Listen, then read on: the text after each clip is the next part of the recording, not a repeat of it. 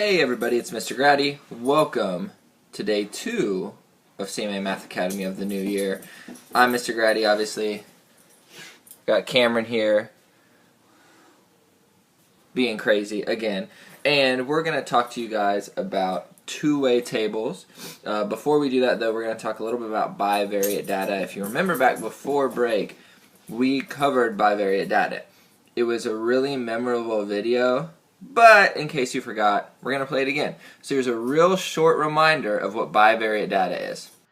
So if we look at what we have here, all of these words have the same prefix. So we have bivariate data, bifocals, bicycle, and biceps. Also, all of these words have something that means two. So bifocals meant two lenses, one for seeing up close and one for seeing in the distance. Bicycle meant two wheels. And biceps,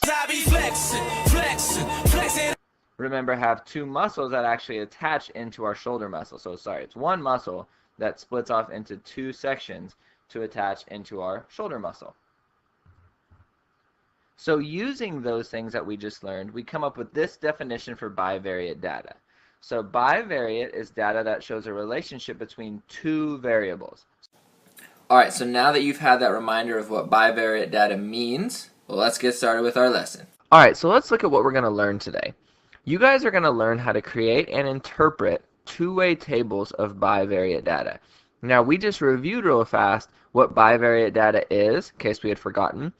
We've talked about bivariate data before, but we're learning a new step in the process of bivariate data, and that's where two-way tables come in.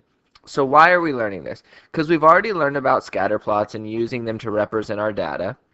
Again, two-way tables are just the next step that we're going to learn in this process. So how will we know if we successfully learned what we need to learn? So when you're given data, so at the end of class today, you're going to be given a problem that has some data. You're going to be able to create a two-way table and interpret the information from the table and answer a couple questions about our two-way table. Okay, so let's go ahead and get started. So you're going to meet me over at M2 329. M2 329. So I'm going to give you a second to get your books and open and ready to M2 329. You are going to need a couple pages, so you want to have those other pages handy. I'll give you just a second more to get where we need to be.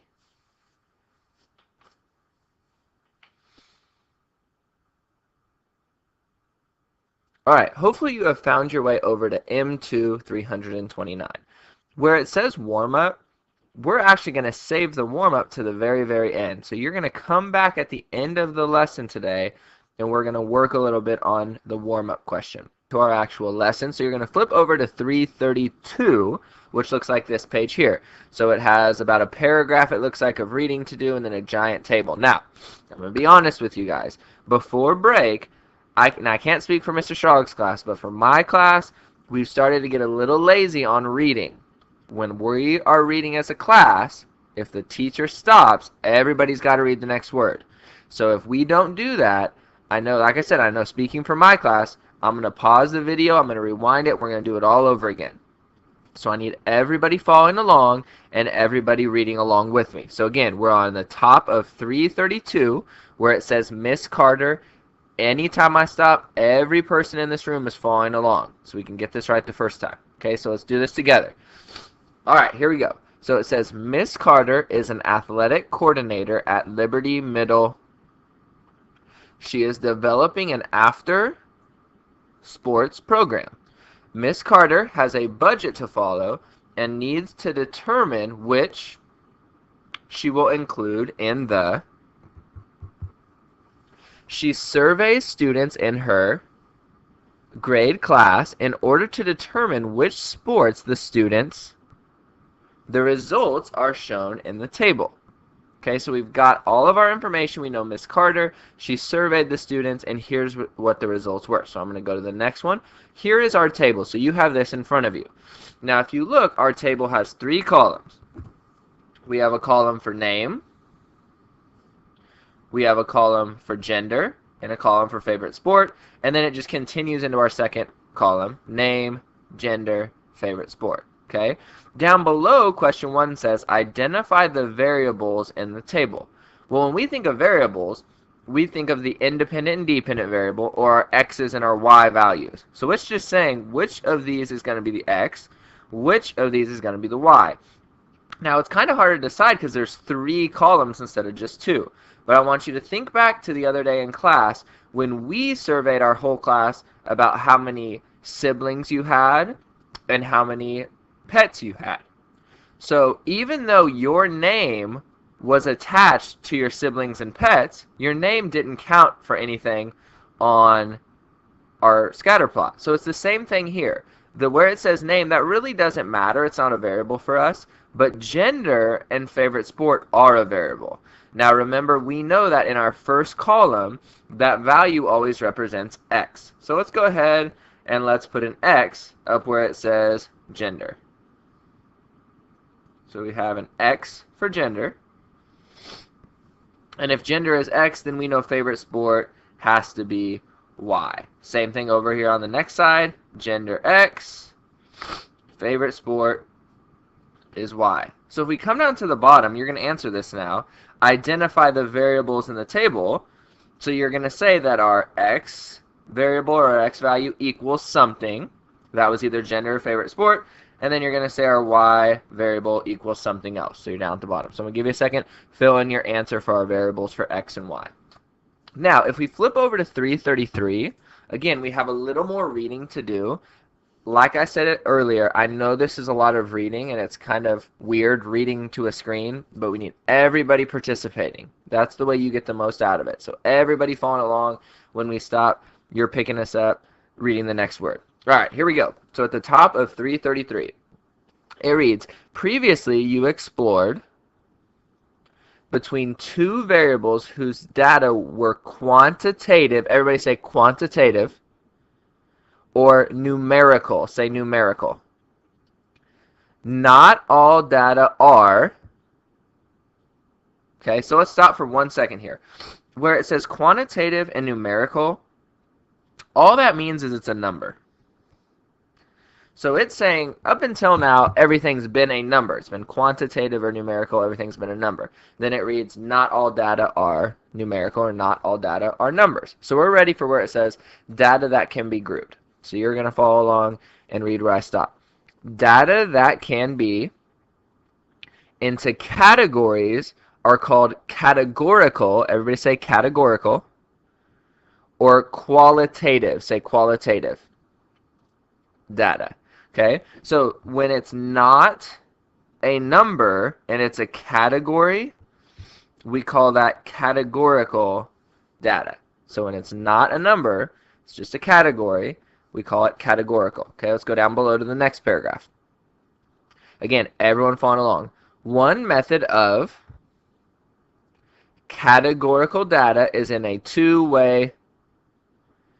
A two-way table displays categorical that shows the number of points that fall into each group for 2. Now I want to stop for 1 second. We've talked about information with 2 variables.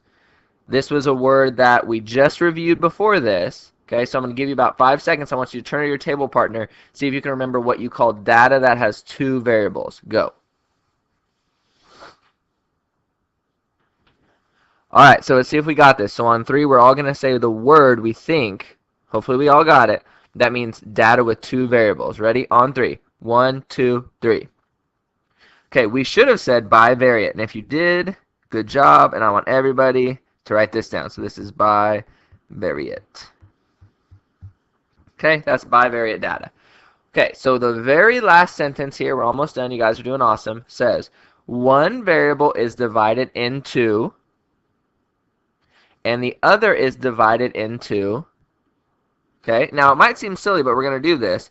We need to remember that rows are across left and right. So the rows go across.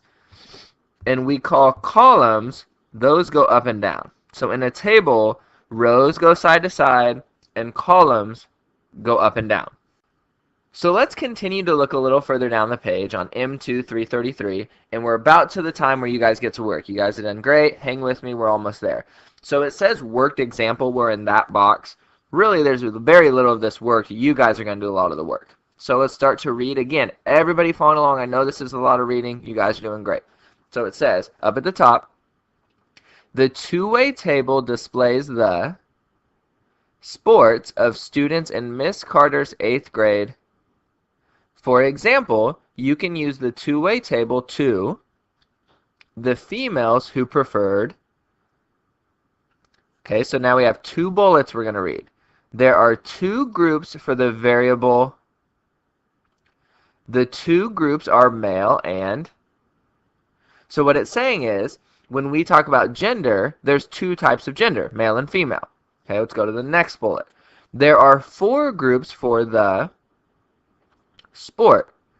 The 4 groups are baseball, basketball, soccer, and.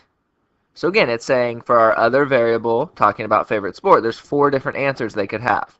Baseball, basketball, soccer, and volleyball. So then we have this table, and I've imposed the table from the previous page. You're going to want this handy, so you're going to need this table that I have up on the screen now. So you can see if we go across the top of our table here, it says baseball, basketball, soccer, and volleyball. Those are our 4 options for the sports that were their favorites. Then going down the column, it says male and female, and those were our gender options. Okay?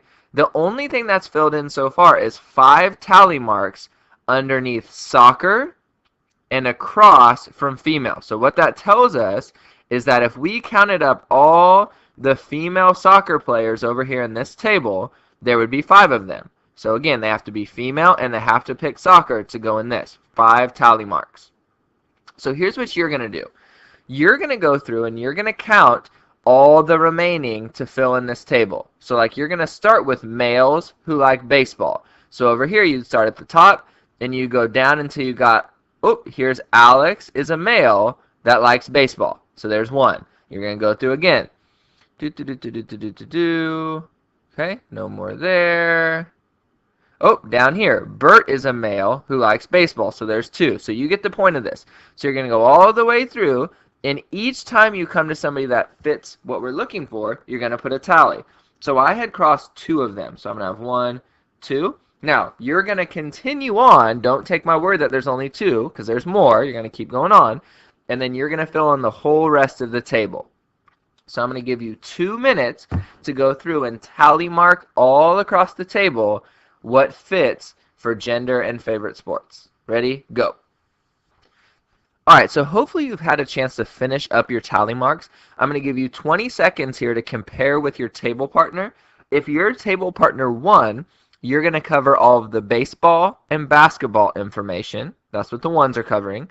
If your table partner 2, you're covering all of the soccer and volleyball. So 1s are baseball and basketball, 2s are soccer and volleyball. 30 seconds, ready, go. So now that you've checked with your table partner, I want you to check in our table up on the screen and see how you did. So I'm going to give you a second here, go through, check your male and females for baseball, basketball, soccer, and volleyball. See if your tally marks match what I have up here. So I'll give you just a second to do that.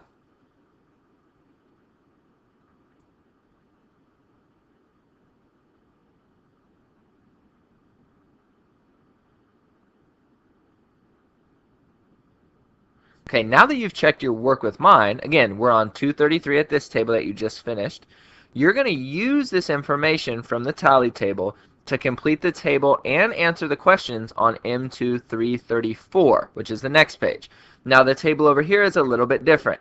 As you can see, we still have baseball, basketball, soccer, and volleyball, but they've added a total over here to the side.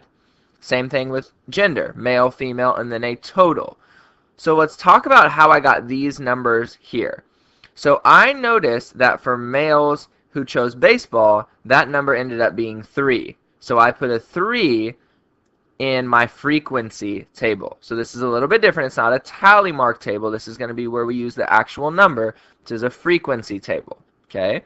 If we go over here to female in baseball, it's 1. So I put a 1 for for females in baseball. Again, I didn't use the tally mark, I used the actual number. Then for the total, I added them up. 3 plus 1 was 4, and that's how I got 4. So you're going to do the rest of this table. Now when you find your totals, you need to find the totals going across and fill in this total. That's our rows. And then you're also going to find them going down the columns and have all your totals. Then you'll total up the entire total here, total up the entire total going down the last column, and get your final total in the bottom right corner. After you've done that, you're going to go ahead and use that information to answer questions 4 and 5 on page 234. It's going to take us about 3 minutes. Go ahead and begin. Now that you have had time to fill in your frequency table and answer questions 4 and 5, let's go through and let's check your work. Alright, so over to the right here, I have the table filled in with answers. So you can see the different answers that are shown. Here are the answers we should have gotten for our totals, as well as each of the other numbers in our frequency table. Please check your work with mine.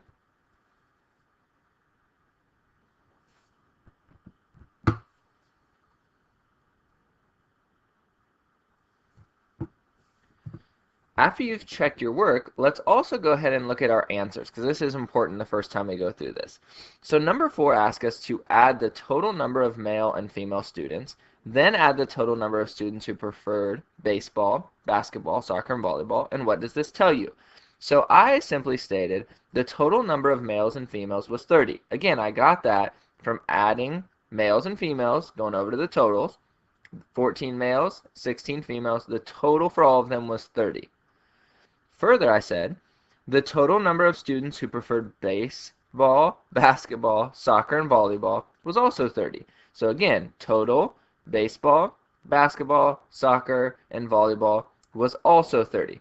Basically what this tells me is that Miss Carter has 30 students in her class. So if both numbers total up to 30, the total number in her class had to be 30. Let's go down to 5.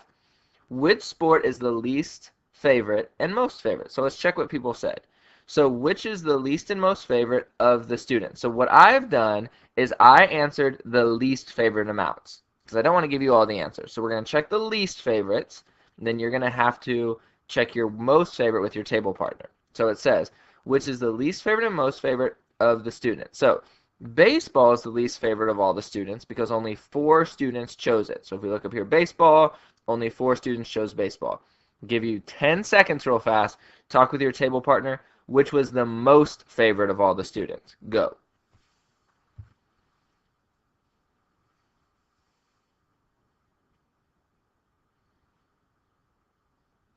Hopefully you noticed that there was actually a tie between basketball and soccer as the favorite between all students. Let's go to B. The least favorite of male students was volleyball. So I said volleyball is the least favorite of male students because only 2 students chose it. So I went to volleyball. Only 2 male students chose volleyball. So I'm going to give you 10 more seconds. Talk with your partner. Which was the most favorite among the males? Go.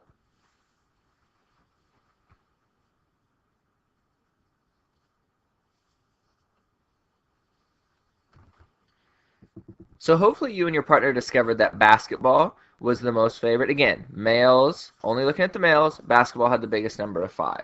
Okay, let's go down to C. What's the least favorite of female students? Baseball is the least favorite of female students, and mine's kind of covered up by this logo, but it's the least favorite because only 1 female student picked baseball. Again, I'm going to give you 10 more seconds. Discuss which was the most favorite for female students.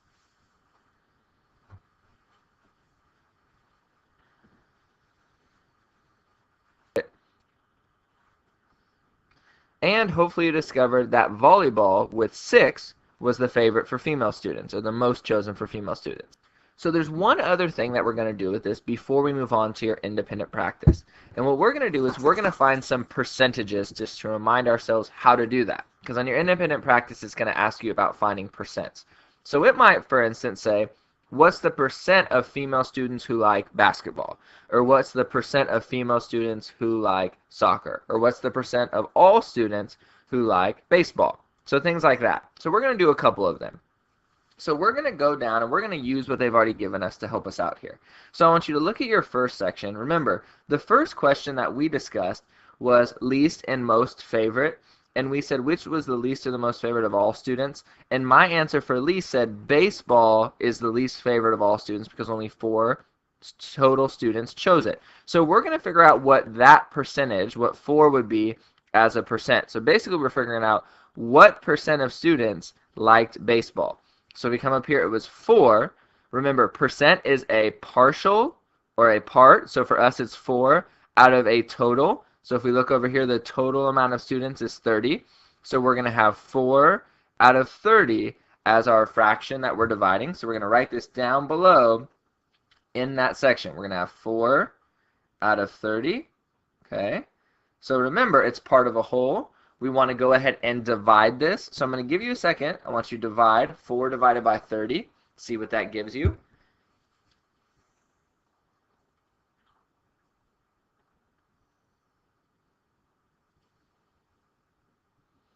And that should have given you a repeating decimal that looked like this. And the 3 repeats. Now again, we want to write this as a percent. To become a percent, everybody help me out. How many places do I move that decimal place? Okay, so again, I move that how many places? Okay, and which direction do I move it? So we should be moving this 2 places to the right. So this leaves us with about 13 3/10 of a percent, or 13%. So that tells us that 13% chose baseball. Okay, let's look down at B. It says of male students, so we said volleyball is the least favorite of male students because only 2 students chose it. So again, we need a part of a whole. So the part is the easy portion of this. It's 2 students. So we know that our fraction is going to be 2 students. But remember, it's not talking about all students. It's only talking about male students. So for us, it's 2 out of the total number of males. Well, we know up here there were 14 total males. So this leaves us with 2 out of 14. Okay, go ahead and divide that fraction down. See what you get as a decimal. Change that to a percent.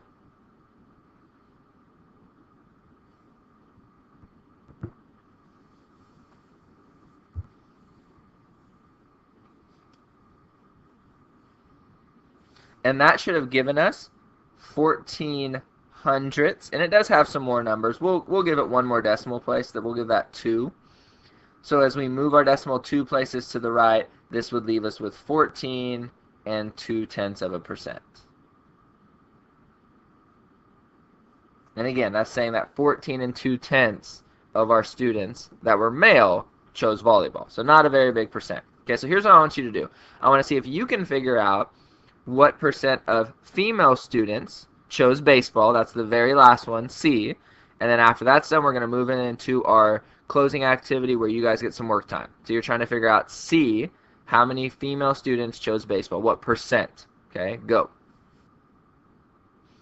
So let's see how we did. So we know there was 1 female who chose baseball. So I'm going to write mine over to the left of C just because that logo's in the way. So it was 1 out of, and then how many total female are there? Well, if I look back up at the table, I see that there's 16. So that leaves me with 1/16 as my fraction. If I divide 1 by 16, I get a decimal that looks like this. Okay, so here's my decimal. I want to move my decimal 2 places to the right, and I end up with 6 25/100%. Okay. So you're going to turn back to page 329 to your warm-up question. Remember, this is going to be your independent practice portion.